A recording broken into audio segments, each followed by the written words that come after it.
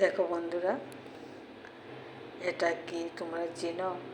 এটা একটা দারুণ পকোড়া ফুল।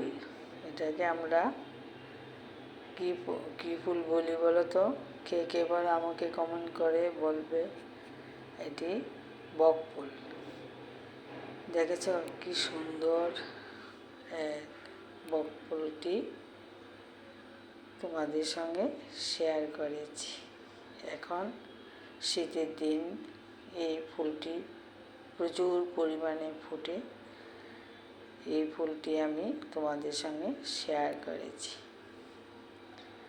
পকোড়া গরম গরম ভাতের সঙ্গে পকোড়া করে, সঙ্গে একটু বাটার বা ঘি, কাঁচা লঙ্কা নিয়ে খেতে দারুণ লাগে বন্ধুরা। এই যে দেখা, এটা বক ফুল। দেখেছ? সবাই সবার পাশে থেকো, ভালো থেকো, সুস্থ থেকো।